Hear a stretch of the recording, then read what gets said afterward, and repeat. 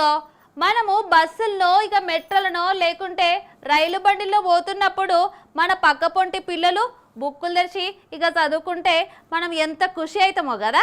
అబ్బా ఎంత మంచి పిల్లగాడు, బస్సులనే చదవబట్టే, బస్సులనే హోంవర్క్ అంతా చేయబట్టే అని దగ్గరికి పిలుచుకొని ఎంత మెచ్చుకుంటామో ఈ వీడియో చూస్తే కూడా గట్లనే మెచ్చుకుంటారు. మళ్ళా గ్రామం అభివృద్ధి అయితేనే రాష్ట్రం అభివృద్ధి అవుతుందని మంత్రి సీతక్క జిల్లాలలో ఉన్న కలెక్టర్లతోనే గిట్ల కార్ల కూర్చొని ముచ్చట పెట్టింది. మళ్ళా గా ముచ్చట్ల ఏం చెప్పిందంటే ఇక గిప్పటి సంది గ్రామ సభలు పక్క నడవాలి, గ్రామంలో ఉన్న పబ్లిక్ ఏమన్నా తిప్పలు ఉంటే ఆడనే తీరవాలి, గాలకు సర్కారు నుండి వస్తున్న పథకాలు సరిగ్గా అందుతున్నాయా లేవా అని చెప్పి అడిగి తెలుసుకోవాలని చెప్పి కలెక్టర్లకు గిట్ల సూచన చేసింది. మళ్ళా డ్రింకింగ్ వాటర్ షేడ్ అరేంజ్మెంట్స్ కూడా చేయాలని వాళ్ళకి చెప్పడం ముందు నుండి వాళ్ళకి ప్రజలకి చెప్పి, ఎందుకంటే వాళ్ళు కూలి పనికి వెళ్ళిపోతారు, ఎక్కడో వెళ్ళిపోతారు కానీ వాటిని కూడా ఫాస్ట్ గా చేయడానికి టైం బాండ్ పెట్టించుకోవాలి.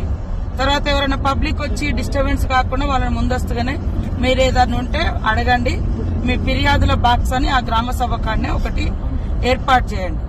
అప్లికేషన్స్ ఫిర్యాదులు ఏమైనా ఉంటే ఒక సైడ్ ఒక చిన్న లైన్ క్యూ లైన్ లాగా పెట్టి అక్కడ పెట్టండి.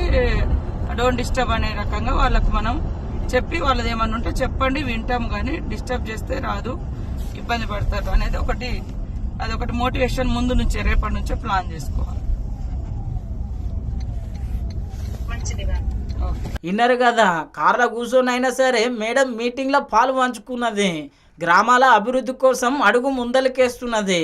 ఇక ఈ వీడియో చూసినాక చాలా మంది మస్తు మెచ్చుకుంటున్నారు మళ్ళా మంత్రి సీతక్కను. గిట్లా అందరు మినిస్టర్లు పనిచేస్తే పబ్లిక్కు ఏ తిప్పలు ఉండదని.